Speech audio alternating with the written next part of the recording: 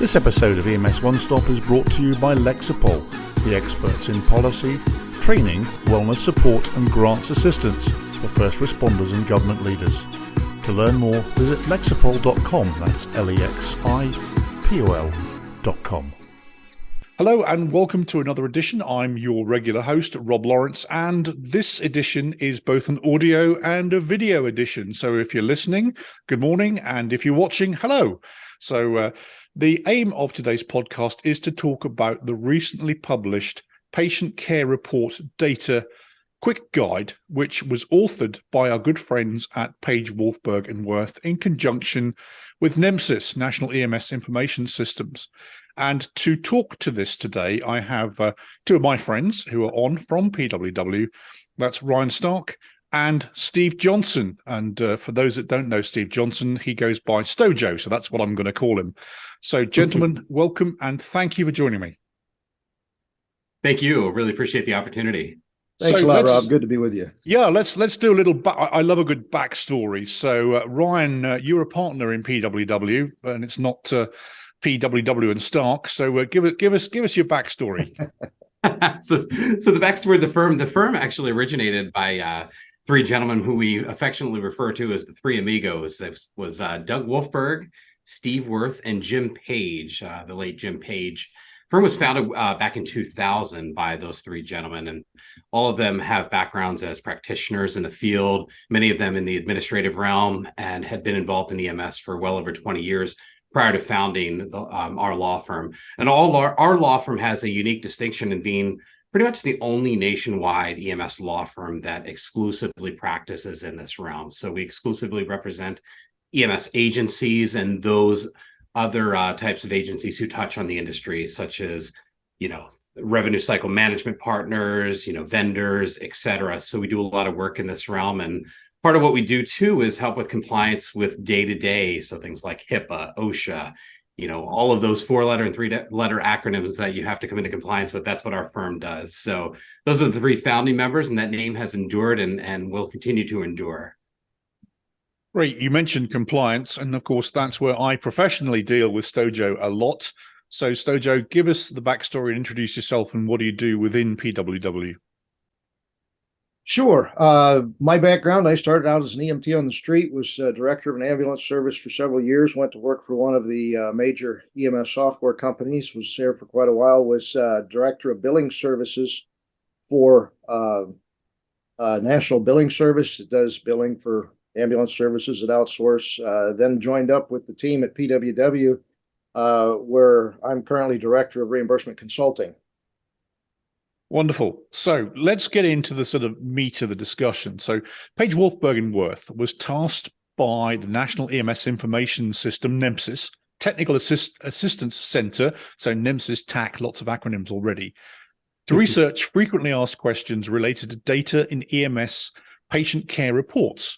So you analyzed these questions and obviously under applicable laws and guidance, and developed general answers and best practices, which is contained in a new publication, Patient Care Report Data QuickGuide, FAQs on owning, amending, retaining, and sharing patient care report data. So we all do this as part of our jobs. You're taught from day one in your new entry and your new employee orientation. If it wasn't written down, it didn't happen, and it should be second nature. But there's a lot of FAQs. So why do you think we don't understand PCRs? Well, I'll let you start, Stojo. I'll let you tackle that, and I'll dovetail off of what you say. Great. Sure. Okay. I think that, us old guys, us dinosaurs, go back to the day when, when I started, our PCR was a 3x5 index card. And I think there's still too much of us old guys habits around that we frequently don't understand that the world has changed, and what used to be okay is not okay. And the audit environment that we're living in has incredible requirements. And I think that too often we as humans fall back to our path of least resistance, and what the least I can do and get by with it, that's what I'm going to do. And unfortunately, we see that. We also don't like making mistakes. And so in EMS, we sometimes I think we don't document completely because somebody's going to challenge what I document, and that also can leave us in a bad spot. And that's also one of the reasons I know one of the FAQs was, can I just unlock it and change it instead of writing addendums and so on? This gets into that. And no, there are rules about how things have to be done, and the rules have evolved, and we haven't all evolved with it. And as we drill into this, Stojo, we'll get into some of those questions. But of course, again, I go back to my new entry orientation, new employee orientation. I'm sitting in the classroom. I'm taught how to fill this in. But there's a life cycle. There is actually a circle of life for an EPCR record document. So who wants to take me through the soup to nuts, literally, of electronic patient care reporting and the content that it's contained within it? Sure, I'll start off, and Stoja can fill in any gaps here. So, of course, we start this whole life cycle, and that's a really important thing. One of the things behind, the importance of documentation is it doesn't live in a vacuum. We are in a day and age where this record is going to follow the patient for their lifetime. So, in fact, you may have a rehabilitative facility that needs to consult the medical record to determine the mechanism of injury at the time in which the injury occurred. And the only person that can tell us that is the EMS practitioner. So long gone are the days where we could just give you a quick ticket, pass along that information to the receiving facility. Now we're marrying up records in electronic health exchanges and other mechanisms. So really the genesis of all this, starts with the original call intake, how that call came in, either to, the EMS agency, the dispatch center, the PSAP, whatever entity that is. And then they generate information that gets pushed out to what we call, the EPCR application that most folks are using. There's still some folks that are still on paper records that will, manually put that information, but a lot of times that gets dumped into our EPCR application. And that really sets the tone for, where this call is going and sort of the acuity at which we have to dispatch those crew members.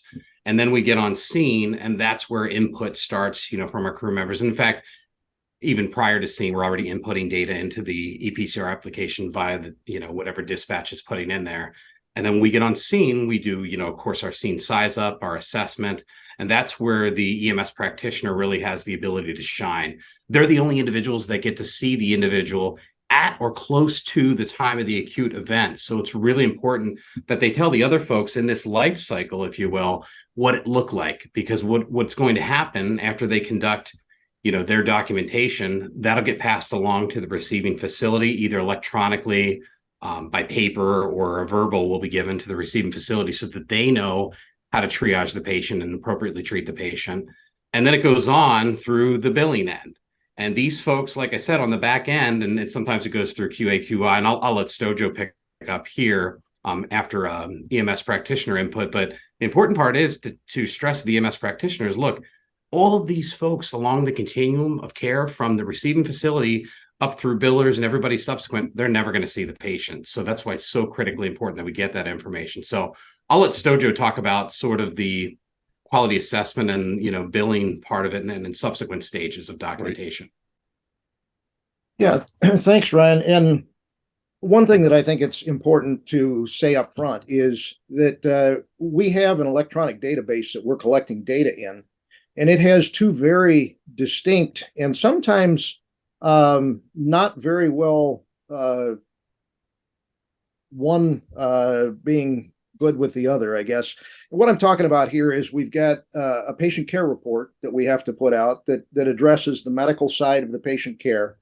And so from this electronic health record that we start, we have to create a patient care report. We also have mandates for NEMSIS data collection and our own state and local data collection.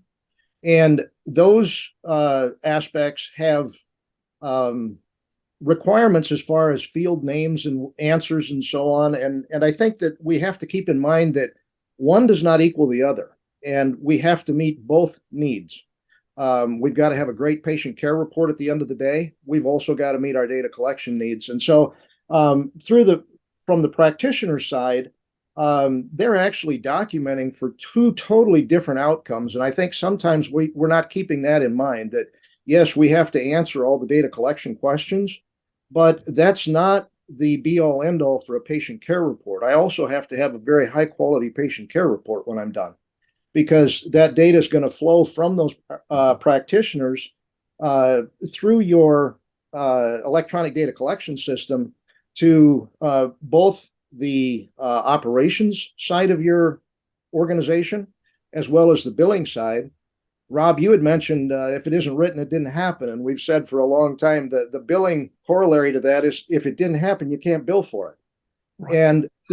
And more importantly, you can't be fairly reimbursed for that care that you provided. And so it's very important that we get both the data collection side of it and what's needed by CMS and other payers in order to be appropriately reimbursed.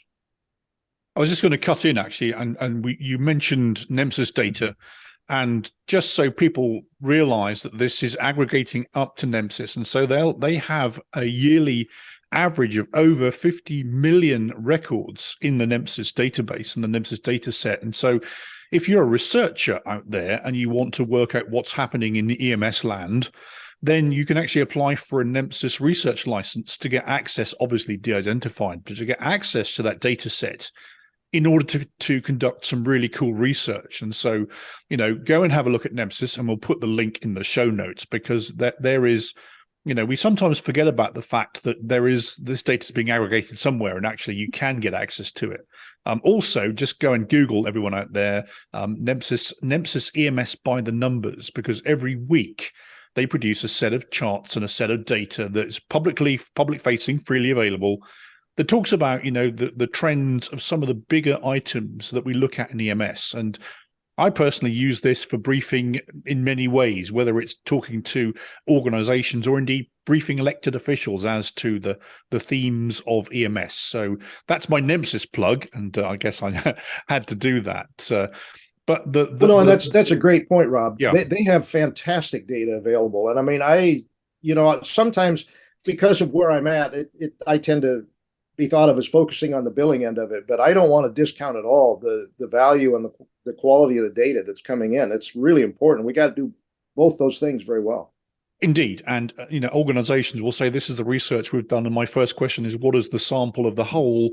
And it may well be a small sample. Well, if you can actually get the license to use this stuff, you're getting every, tens of millions of records, and therefore the habits of our population at risk, our public at large, every year, and you can see that.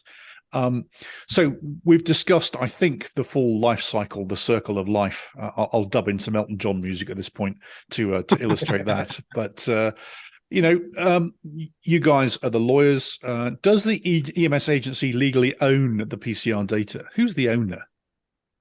Yeah, that was one of the questions that actually drove this. Right, okay. What we were getting at is some agency saying, look, this record belongs to us, right? In other words, they thought they had a sole and, unique duty to not only protect the record, but they had the ability to determine whatever happened to that data throughout its life cycle. And that's really not the case when you get into it.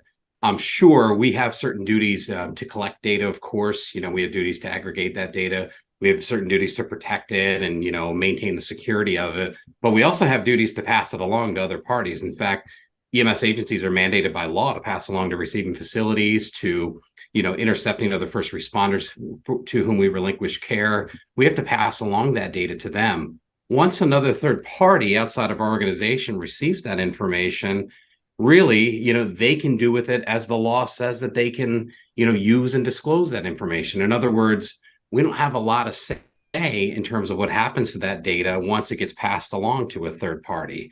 So the answer to the question is nobody at the end of the day really owns it. And ownership, by the way, it's not governed by federal law. There's no federal law out there that says you are hereby the owner of this data. Any law that would govern it would be a state law. There are a few state laws out there. In fact, we identified 20 state laws that do speak to ownership. But despite that, once you've passed that data along, you don't always, quote, own and uniquely have the ability to control what happens to that data. Once NEMSIS has it, they can use it to do certain research. Once your state, a Department of Health has that information, they can conduct public health activities and other things that they're permitted to under law to do that.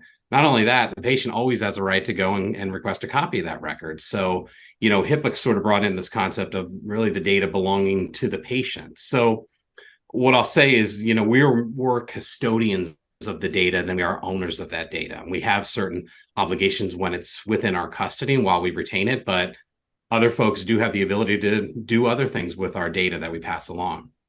Excellent. And you mentioned legal regulations. This is two folk from PW&W. Of course, this doesn't constitute legal advice. It doesn't imply attorney-client privilege. I'm just doing your guys' job for you. But talking about legal responsibility, right? Signatures, always a bone of contention, always sometimes a pain for people, always a bane. During the public health emergency, there were certain waivers that we saw. Of course, the PHE is now over. Those have gone. One of your FAQs, actually, I'm quoting from the document now. If I sign the PCR, am I legally responsible for everything? Yeah, that's a really good question. I'll let Stojo talk on the back of this too. But one of the things that I teach paramedic students at a local community college, and one of the things Stojo started out with talking about the importance of documentation. We're failing in EMT courses and paramedic courses at stressing the importance of documentation and giving them the tools that they need. One of the things that I do stress to my paramedic students and my PHRN students is the importance of documentation. I expose them to that. And I also talk to them about how everybody should sign the patient care report. Why? Because everybody was a function of providing that particular service. And, we get a lot of pushback. And one of the areas where they push back is they say, well, now I'm legally responsible for everything that happened on that. That's not what the law says. The law says that you're legally responsible for what you did or what you didn't do. When you had a legal duty to do something or to withhold doing something because something was contraindicated.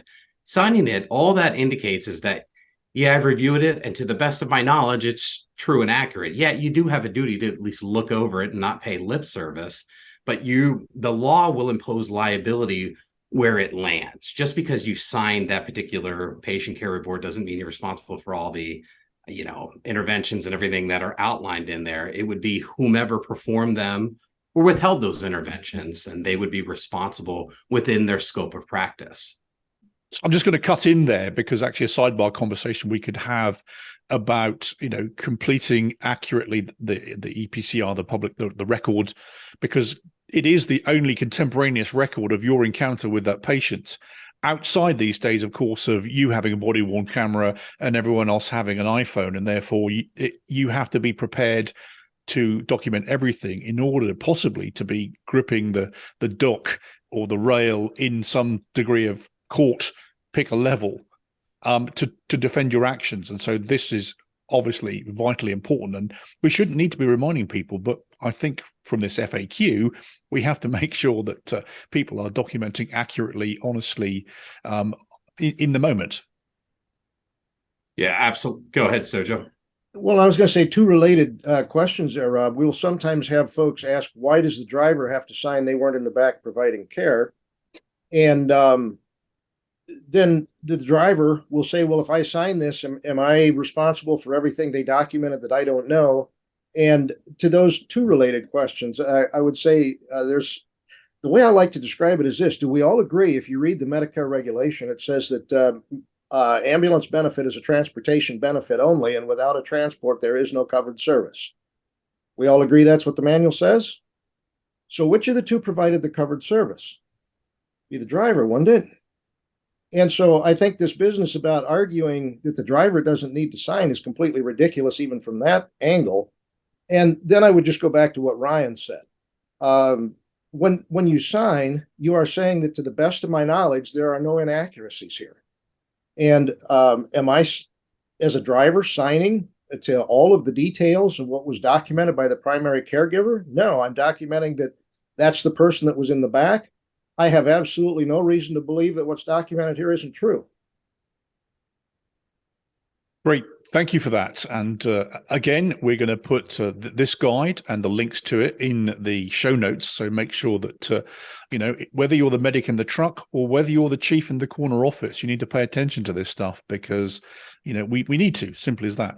Moving on and sort of breaking down into the guide itself. The second part is amending PCRs. Why should we amend them?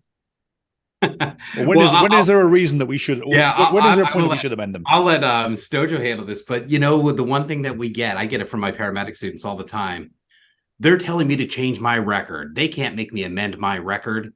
So, yeah, you have a duty to amend it, and I'll let Stojo go into that. Yeah, well, there's two questions there, and two very good reasons. First of all, why do I have to amend it? If it's incomplete, it needs to be complete. If it's inaccurate, it needs to become accurate. Whether that means putting in things that were left out, or we're all human. Do we ever make a mistake and we go back and read it and whoops, that's not what I meant to say? Well, then that needs to be fixed. And so the medical record needs to be true and accurate. And so when we find out that it's not, and let me add one more, true, accurate, and complete, when we find out that it's not, we need to make it that. And then the next piece that comes up is when we start talking about amendments, there's always a discussion about an addendum versus I'm just going to use some generic language we hear all the time. Can I just unlock the record and fix it and then relock it? And the answer to that is no, you can't. And the why to that is because the rules say so. Medicare Program Integrity Manual tells us exactly what has to happen in the case of late record entries. And they fully realize that there are, from time to time, should be rare, but there are going to be times when there's going to be a need for a late entry. And those are perfectly fine as long as they're done appropriately. But if I start trying to make that look like contemporaneous documentation and not following the rules for late entries, I'm falsifying the record at this point. And we don't want to get there either. Yeah, and not only that, I would much rather defend an organization who regularly goes through a quality assurance process whereby they make the provider and hold them responsible for the accuracy and completeness of the record. I'd much rather defend an agency in that position. They say, well, we see a lot of amendments to your records. Yeah, that's because we care about getting it right. That's the mantra of our organization. Exactly. And of course, that's the phrase that pays, isn't it? We're not trying to cover up. We're trying to clarify and explain and be very, very clear. Right. So if a record is amended, who do I have to tell? Do I have to tell anybody? Is there a chain of, information or a chain of responsibility to say I've amended this? And I'm talking about, maybe the patient or who clearly has hopefully signed the document in the first place. Do we need to inform them? So when we're talking about if we do end up amending the record, it all depends on at what stage we amend that record. If we went through, through QA and we catch it before it's billed or we take any other action in that, probably nobody else. But let's say later on, we bill something and lo and behold, it comes back and there's a denial from the patient's insurer. And, the patient is wondering why it was denied. And they come back to the agency and they said, well, my insurer said that you didn't do anything for me, but I know that you gave me oxygen in the back of the ambulance. And so we now go back to the crew members and we say, hey, look, here's the condition. Looks like you probably would have, pursuant to protocol, applied the oxygen. If the crew indeed does remember applying the O2, because it would have been indicated under the circumstance, and confirm that that was the case, in that circumstance, we would have a subsequent duty, to let the patient know that we amended it. We would also, if that were to render that claim now billable under that patient's insurance, we would, rebill that with the correct information. We'd also provide a copy of that amended record to the receiving facility and the state repository to whom we provided it to, because like I said, all of those things are interconnected with one another. And it's important that all of the other agencies receive, up-to-date and accurate information whenever that amendment is made. You mentioned the word state, and obviously we're going to turn, your record turns into state data and is submitted to the state. So if they're doing any kind of QA process or QI process, shall I say, can they authorize or instruct you to amend records as well if they pick something up? Yeah, that was one of the things that we got into, one of the FAQs. And a state could go back, and if they see a data element, a critical data element that might have been missing, they can request that the agency go back and review that and determine whether or not it was improperly omitted. Now, anytime with an amendment, and we stress this several times in the guide, it always needs to be confirmed. So, and when it comes to clinical information, it's always going to be the clinician that wrote that report. There are going to be times where maybe the lead clinician is no longer available. They left the service or something like that. We might go to a partner in that circumstance. But as a general rule of thumb, anytime it's clinical information, the only people that are going to amend that record are the original author and the clinician who wrote that information. And whenever we go back to somebody and ask them to do an amendment and they say, I honestly don't remember, guess what? We're not going to ask somebody to make something up or to assume facts that are not in record. We're going to say, if you remember it, we can make that amendment, but we're not going to make you, otherwise lie or, try to cover something up. Great. Yeah, to your initial question too, Rob, I would say that to some extent, who do I have to share it with? Well, who's already seen it? Because when I think of the patient care report, our patients don't usually see that. And so if it's, unless they had requested a copy of the record and requested a change, if we have to make some addition clinically so that we can update our records with the hospital who we gave a copy of, do we have to let the patient know that, by the way, we changed this? No. You've got to let the people know downstream that have already seen it that will be using it for something in their care. Whoever has seen it before should be made aware of the update, I would say. Yeah, that's a great point. And I think in the circumstances that I presented, it was because the patient had initiated the request. But yeah, absolutely. Yeah.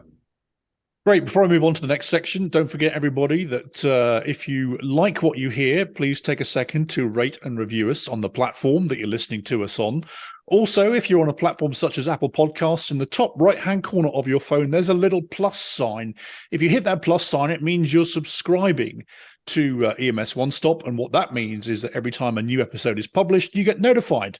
And so we'd love to be able to notify you that it's coming along. Also, you can catch us not only on Apple Podcasts, but on many, many other platforms. And so just look up EMS One-Stop, and there we are. And there my guests are as well.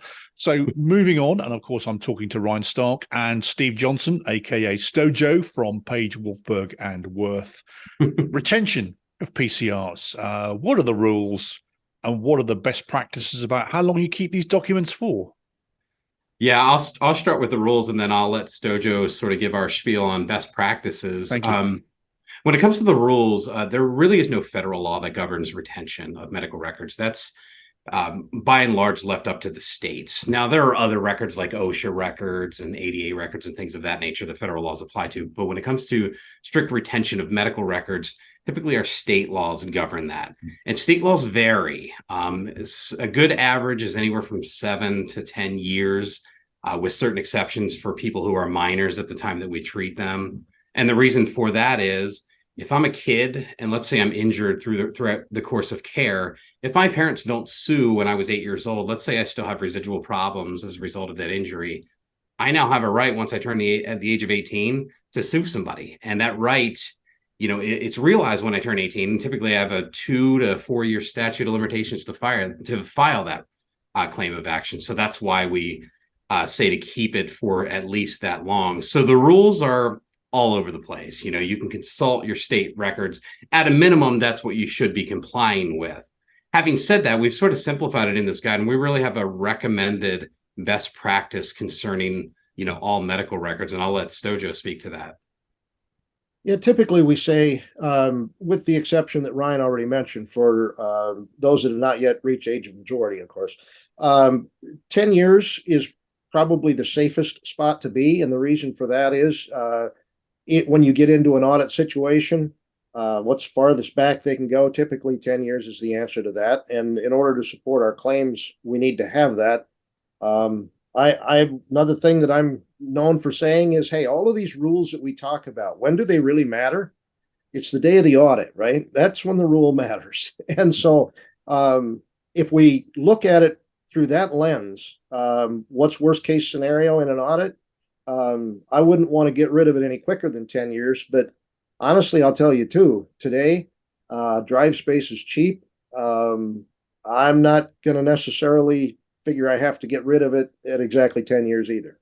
That's an excellent point, because this used to come into play where we were literally taking paper records and putting them in back stacks and storage areas. Now we have the capabilities to store. Here comes the Iron Mountain truck for this week. Yeah, you got it. You got to send somebody over to take them a week to come back from. Thanks for the assignment. Yeah. But the other thing to remember too is the longer that you have a database like that, especially if it's connected to the internet, there's always a risk of breach. So make sure that you talk to your IT folks and your security folks and say, hey, how can we safeguard this whole repository of information? Or can we take offline some of the records that are beyond 10 years now that we can just, put in a secure location or on a secure server? Indeed, and that's a whole discussion and an episode in its own right, both from data security, but also, being hacked and ransomware, etc. And of course, we see some big hospital systems scripts, certainly in my end of the world, got held up for that with massive breaches, and so you have to be very, very careful. Now, it's a sad fact in this day and age now, particularly post-COVID, but reimbursement issues causing agencies to close down, going out of business. I maintain the media log for the American Ambulance Association, and every couple of weeks we're seeing another closure, and it's sad. But just because they've gone, what about the records? Yeah, that's a really good point.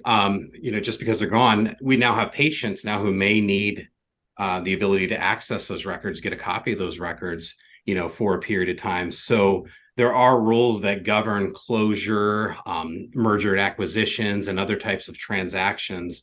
And these are just sort of broad stroke rules, but usually where you go to determine where, who becomes the next repository of those, and you're going to have to at least maintain them for how long your state law says they have to stick around. If I'm a patient and years later, I'm filing a lawsuit or something else I need that record for, there has to be a repository that holds that information. So you're going to go to your state, typically Department of Health first, and determine what requirements that they have. A lot of times they will even have requirements that you notify patients that, hey, we're going out of business.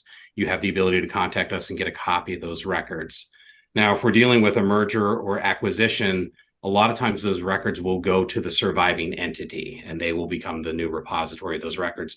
And keep in mind this, HIPAA says that protected health information is any information created or received by me. So once I accept, that I'm the repository of that information, that's now my PHI. So if that stuff gets breached, that now becomes that organization's breach. So in those types of transactions, it goes there. If there is no merger and they're strictly just going out of business, you may have to hire a third-party cloud service to securely store those. Sometimes the state Department of Health will have a repository that will hang on to those records, or they try to enlist another agency within your community, that people would logically go to for those records. But the point being, you're still going to have to hang on to those records after you got out of business. And by the way, you better securely hang on to those records. They've levied fines against organizations whereby they've been out of business for several years, and now their information gets, hacked, stolen, whatever, in some repository that they put it in. So.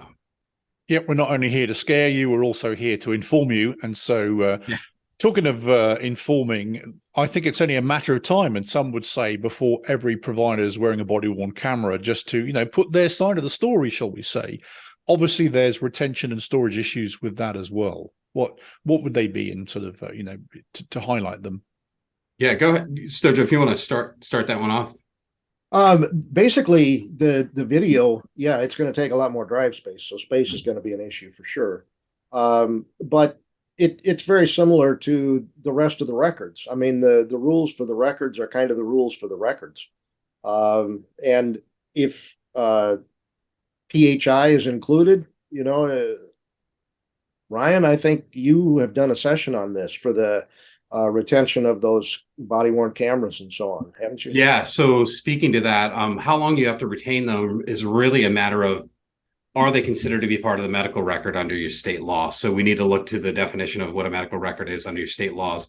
A lot of these state laws were written eons ago when it was just paper records. Right. So it did not include things like body-worn cameras, but I would have your local council take a look at that to determine whether or not they become part of the medical record. To the extent that they are part of the medical record, let's say your state law is broad enough to say any information that is, garnished or recorded by a provider becomes part of the medical record, you would have the same obligations with respect to the body-worn camera that you did with respect to the EPCR data, in terms of retention and the security of that information, because remember, it's all PHI. So, and it costs a little more too to keep that behind a secure, really secure firewall and have encryption technology protecting all of that video data. Great. And actually, you said eons ago, Ryan, which helps me segue perfectly back to you, Stojo, and transfer. You'll see what I did there in a second. So transferring PCR data back in your day, you admitted this, and I'm looking at counsel here. He admitted that he used to use index cards back in the day to complete his patient care reporting. Obviously, if we're transferring that information into electronic data, into electronic medium, are there rules, regulations, concerns with doing that? Well, yeah, there's a whole host of them. As you come into an electronic database, it can have rules set up that didn't exist when the paper record was created. And so I'm trying to enter this paper record into an electronic database now, and it says you can't lock this record until you answer this unanswered question. Well, I don't know the answer to that question because it was never documented eons ago. And so, the real important thing is when you start transferring records from paper to electronic, one of the things that you're going to want to do is understand this is not a human entering a patient evaluation real time today. We're entering data from past records. And so we're probably going to have to open up things that we make required fields today can't be required fields because the last thing you want is somebody making something up. It needs to be an absolute true representation of what that documentation was at the time it was originally created. And so one of the risks, like I say, can be something, well, we'll just answer this because they couldn't answer that. And I'm sure that, no. Be very careful when you're bringing paper records into an electronic database that you're not making things up. You're not embellishing. It says exactly what it said. Excellent. Just FYI, I have Randolph Mantooth on speed dial. So if we need to get Johnny and Roy to come back and make an amendment, I think we can do that.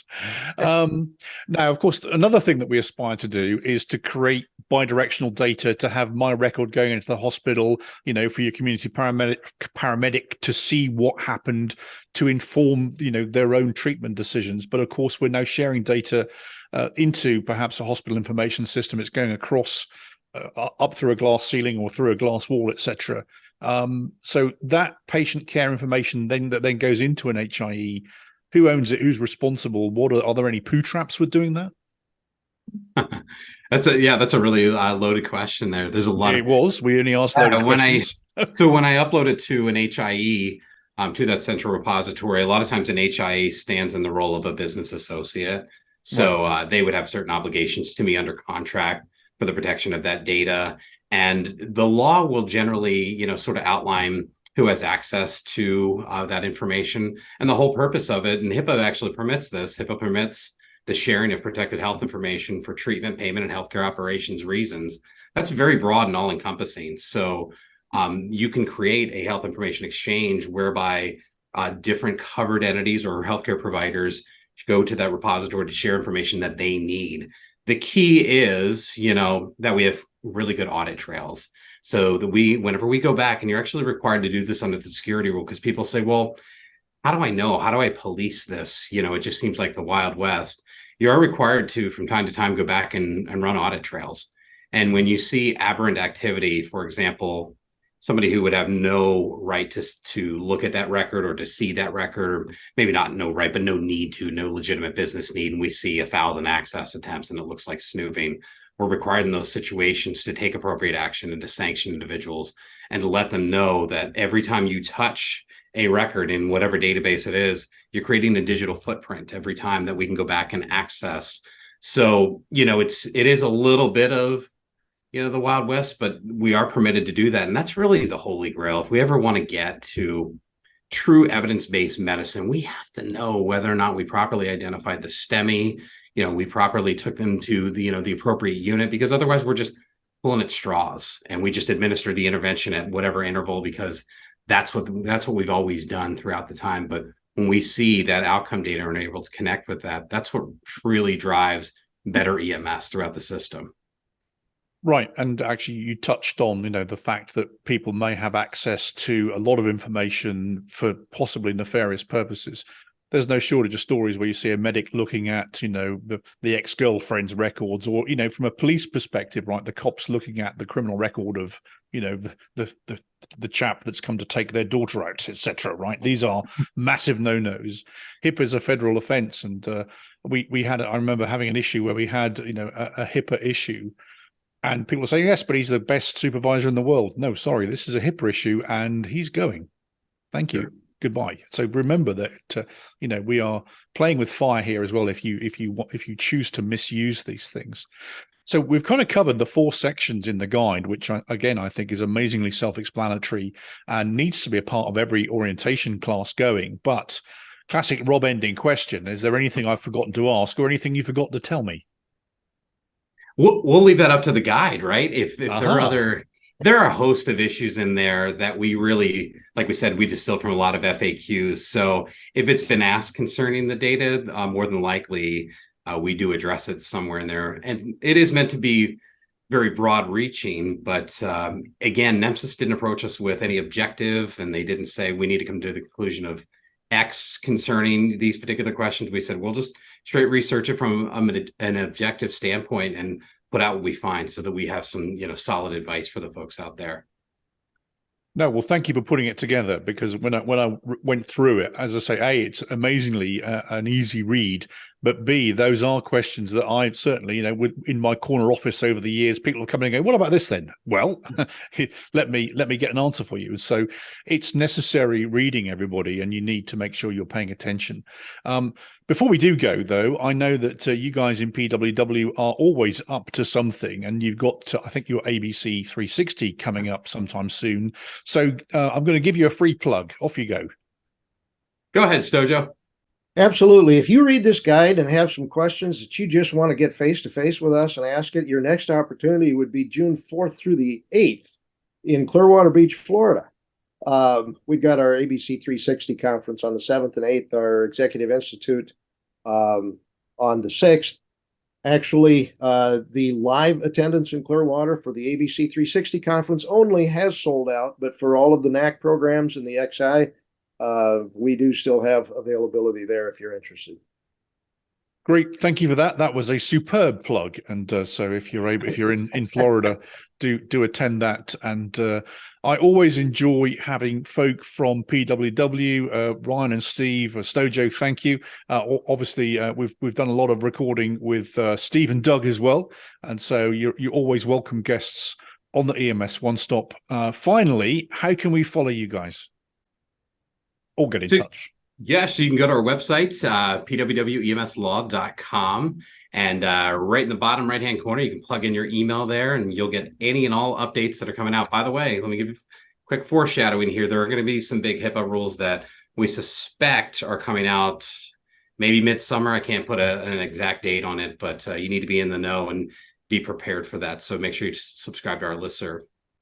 Great. Well, thank you all for keeping us, the industry, informed as to changes, because they come sometimes thick and fast. And also, if you're listening, make sure you go back. And I had a discussion with Doug Wolfberg, about the ending of the public health emergency. And one of the things, guys, that we determined is because the PHE had been in for about 3 years, there were people working in organizations that had known nothing but being inside the rules and regulations and conventions of the public health emergency. And so, you kind of build up that muscle memory, that those habits, either good or bad. And so organizations are challenged with a massive amount of habit breaking, because subtle things like signatures, etc., have changed overnight, and there will be no forgiveness. And one of the things that Doug said to me, and I'm just going to plug that, and that stuck, of course, is from a record keeping perspective, Doug recommends you have your time capsule, right? That you preserve all of the rules, all of the regulations, all of the instructions you've had, in order that when you mentioned, Stojo, when the auditor comes along in 10 years' time, you need to open that time capsule and go, yes, but these were the rules that applied at the time. And so if you haven't done that and listened to that episode, which again, we'll link that into the show notes as well, where I talk to Doug Wolfberg about the kind of the other part of record keeping, etc. So for the minute, guys, thank you so much for joining me. And hopefully you'll come back and talk to us again soon. Absolutely. Thanks a lot, Rob. Thank you. Okay, so that was Stojo, Steve Johnson, and Ryan Stark from PW&W. As always, you can follow me on Twitter at UKRobL1 or over on LinkedIn, or if you want me to take your exercise for you, follow my hike vlog. I'm coming up to 150 hikes, by the way, guys. If you want to watch me struggle up big hills, that's the place to watch that. But for the minute, this has been EMS One-Stop. Thank you to my guests. Until next time, I've been Rob Lawrence. Bye for now.